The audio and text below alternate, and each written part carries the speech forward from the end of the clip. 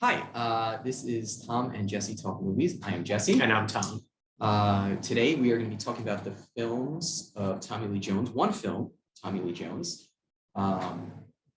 entitled The Hunted from 2003. a William Friedkin film. William Friedkin, most famous probably for The Exorcist. And The French Connection. French Connection, which is a film that I really like. He also did another kind of film noir in the 1980s called To Live and Die in L.A., which I really happen to like. So I think you and I both took a look when we were going through his filmography, and we thought that the premise sounded interesting. I always wanted to see it. I remember it coming out back in 2003. Not a huge hit, but figured why not? Let's watch Benicio it. del Toro, Tommy Lee Jones, Connie Nielsen, big fan. Connie Nielsen. Big fan from Wonder Woman. Big fan. Okay. Moving on.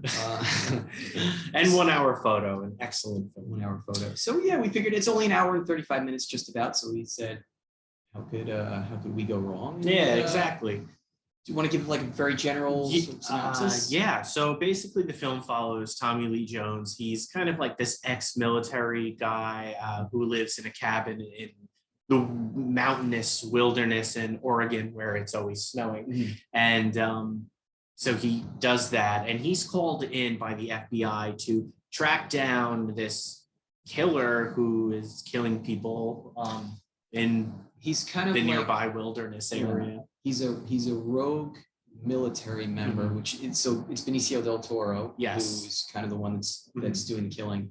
And we get a snippet of him in the beginning. There's the introductory scene, which is him in overseas, presumably Afghanistan. It was Kosovo. Kosovo. I specifically remember. Okay, yeah, totally. No, you're not totally. Yeah, gotta look at your map. Yeah. Okay, wow. Right. Yeah, so the beginning of the film opens and we see Benicio del Toro in the middle of war, witnessing innocent civilians getting slaughtered, and it seems to really affect him. And then he ends up getting awarded a medal. And some time goes by, he comes back to the States and he's suffering PTSD. And for some reason, it turns him into a cold-blooded killer. Right. And that's when Tommy Lee Jones is contacted by Connie Nielsen of the FBI to come in and be like, hey, you actually trained this guy years and years ago. We need your help. You know him. What can you do for us? And that's the premise of the film. This was a total first-time watch for me. Me as well. So do you want to say what you thought of it? Sure. I mean, I will say that I was pretty disappointed by this film. And I think that, again, while it was only an hour and 35 minutes, there is nothing in the way of character development. There's really nothing in the way of an interesting plot. It is an hour and 35 minutes of nonstop action. In this case, it almost feels like to a fault. And maybe I'm being a little bit too critical. Did you see The French Connection? I did not. I love The French Connection. And that has, when I think of great car chases, I think of, okay, Bullet maybe being top of the list, but then I think of The French Connection having maybe one of the greatest chase scenes in film history. I've seen that. You've seen that clip. It's very famous, where you have the above ground subway or train, and then you have Gene Hackman driving below. So that's one of my favorite car chases. And then you have To Live and Die in LA, which had a surprisingly good car chase. So William Friedkin to me knows action. And I was especially disappointed because you really don't see that imprint in this film. It almost feels like he kind of lost his edge a little bit in directing. I didn't feel like there was any spectacular action sequences. Right. And I'd be curious to hear what you think about that. But for a movie that's so predicated on action and there's really nothing in the way of plot development, you got to give me a little bit more than these sort of generic fight scenes. Yeah. I was unimpressed. Again, what pacing? It was just, it was all fight scenes. And I feel like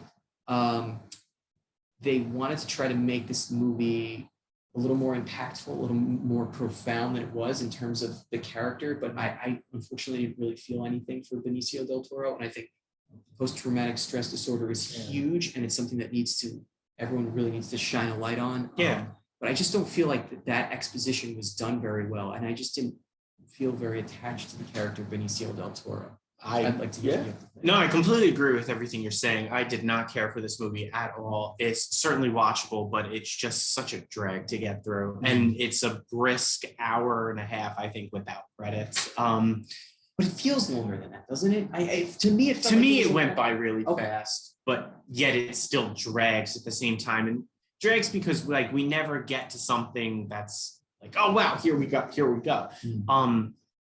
My problem with the film was what I call it's very cut and dry. It's very there's no depth whatsoever. So if you have a film where your main villain is killing people because he has PTSD, we don't go into any sort of psychological evaluation of this character. There is, we see the first couple minutes that he's in a war zone, and then there's like one quick shot of him waking up in the middle of the night, hearing voices from when he was in the war. And like, that's really it. I mean, this could have been... Can I interject for 1 second? Yeah. Because the only caveat I would say, and I think that this was something, and I apologize to cut you off. No.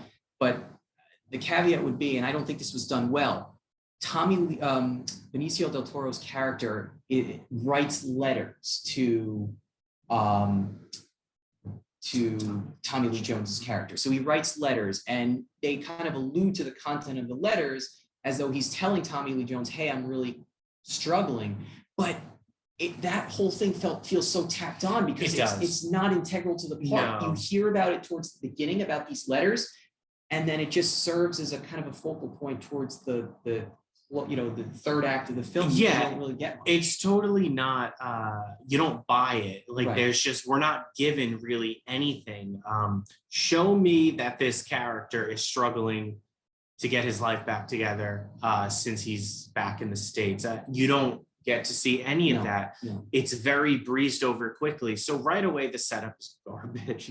And you know, if your setup is not there, why should I bother going on this journey? But, you know, the acting is good from Benicio del Toro. I don't blame him at all. He does what's asked of him. I don't know if this is because of the director. Did the studio come in and take out like half hour of the film? It's very cut and dry, very paint by numbers, and there's just no depth to it whatsoever. Our characters are so one note. And, you know, it's essentially a long stretched out cat and mouse game between the FBI tracking this killer. And there's really not anything to take away from this film. There's nothing memorable. I appreciate that the villain is like, you know, the scenes when we do see him hunting people in the wilderness, it's over very quickly, and like he has some lines of dialogue that are interesting that he says to his victims, and then that's it. And it's just like the definition of like a studio coming in and phoning it in. There's no love put into this film. It feels like, okay, we just got to do a project, and that's really it. You know, Tommy Lee Jones, I wasn't crazy about him in this movie. To me, I get the sense that he's phoning it in. Yeah, he doesn't seem too into it, but he's never like bad. Right. The action scenes are good, but nothing memorable. With this director, William Friedkin, whether he's doing horror in The Exorcist or doing a car chase scene, they're always gripping. There's nothing gripping in this movie. No. So it's kind of just, you're watching it and you're like, okay, that happened. So, you know, for such a deep concept of this soldier is struggling to get his feet back on the ground, we never buy it as the audience. And you can't really, I just didn't feel invested in that. No, there's nothing to pull you in. I mean, this is a good concept that maybe given to a different director, a different writer, we really could have had something here. And it feels a lot like Rambo First Blood, which is miles better than something like this. At least in the first Rambo, you get a sense of depth with that character. The way he's just such an outcast, and how war has really ruined him. It's done so much better with depth and care in Rambo. And then you see this and you're like, our scene's missing. How come I don't care about what's going on? You know, surprisingly enough, I actually, and I don't generally do this, but I watched some, because I'm very interested in, I think William Friedkin does a terrific job in most of the stuff I've seen by him. Yeah. This movie accepting, I don't think this was anything in particular. I like Tommy Lee Jones's performance. If you want to talk about anyone that feels like they phoned something in, it's like William Friedkin. I'm like, what the heck happened? You get no sense that he directed this. Not at all. And what's interesting in the commentary, there's kind of a director's commentary on the DVD that I watched. He specifically pinpointed that he's like, action movies nowadays, they have to be inflated with these long run times. So it seems like he was really angling to cut this thing down to the runtime it was. And it shows. And I'm just like, there was just nothing there. There was nothing there that, like you said, you do a good job describing. There was nothing memorable. I went back afterwards, and we talked about this before, but I rewatched First Blood. And I mean, you want to make a good war movie about a traumatic experience and coming home and feeling like an alien. It's First Blood. First Blood is all the way. I mean, that movie, I mean, just how it opens and you get Rambo locked up and all that stuff. This is like, oh, he came home, we see him in bed and he has like a bad dream. And you're like, oh, okay, now he's out killing people. Right. Like, I mean, we are just totally going through the motions here. We are just gliding through this. There is just no care put into this. It's disappointing because I feel like it's a good concept and nothing here delivers. It's skip it. I would say the same things, unless you're really a fan of William Friedkin. And I would also say, I mean, if you have an hour and a half to kill, maybe, but there was nothing. I didn't find Benicio del Toro to be particularly good, and I like him as an actor. Yeah. I do like Tommy Lee Jones. There are moments I thought Benicio was good, but he's not given much to work with. Not at all. I'm trying to even think some of the fight sequences early on, the first time Tommy Lee Jones encounters him and Benicio del Toro recognizes him, and he said, "You're the guy that trained me." They proceed to have this kind of a fight scene with knives, and it's the only thing that stands out in this film is the bloody knife fights. And it is a very bloody movie. I mean, it's surprisingly bloody. And I wasn't even all that disappointed with the way that the stage is set in the beginning, where you see the battle in Kosovo.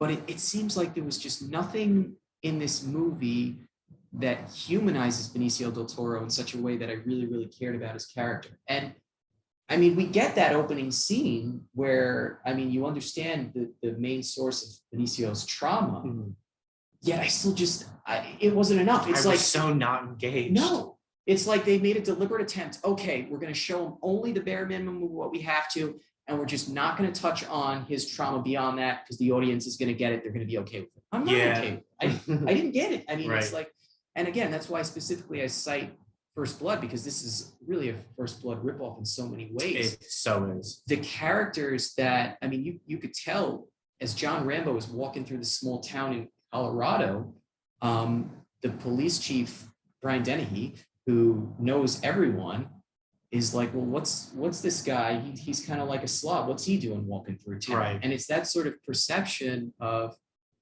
John Rambo was a hero in war. And he just came back from serving his country. And he even deliberately makes a remark later on in the film, Sylvester Stallone, where he says, people were spitting at me as I got home.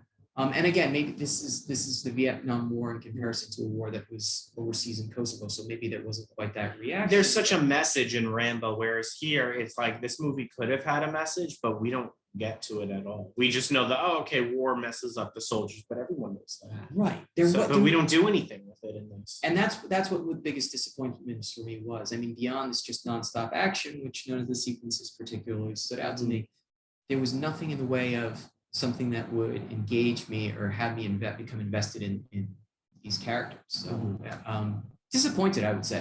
Completely forgettable movie, and it makes you wonder what the heck happened behind the scenes, or was this just it? Now, interestingly enough, we actually both watched this together. I know this is Tommy Lee Jones month, but if you're like, what the heck happened to William Friedkin? He really lost his way. His last film that he ended up directing, Killer Joe. Yes. Which was just absolute. I mean, it was bizarre. I ended up liking it. But Matthew McConaughey plays kind of a corrupt. Yeah. Was he a cop? Is he a sheriff? He's a sheriff, something like that. But there are glimpses again of William Friedkin like doing what he does best. So if you're a Friedkin fan, this isn't necessarily. It shouldn't like leave such a terrible taste in your mouth. Killer Joe was okay if you want to see what his last film looked like, but this was just was forgettable. Totally forgettable. So, all right. That's So that. thank you for joining us this week. Tom and Jesse talk movies. If you have any questions or concerns, please contact us at programs@cshlibrary.org. The following time that we convene, we're going to be talking about Natural Born Killers, which is a very divisive movie in its own right. I'm excited to see it. I know it is a cult favorite. I have never seen it, so I'm certainly looking forward to saw it. it once a long time ago when it came out. Probably a few years after it came out, but I did not care for it. So I'm interested to rewatch. Okay, awesome. So thank you for joining us, Thank and you. we'll see you the next time. See you next time.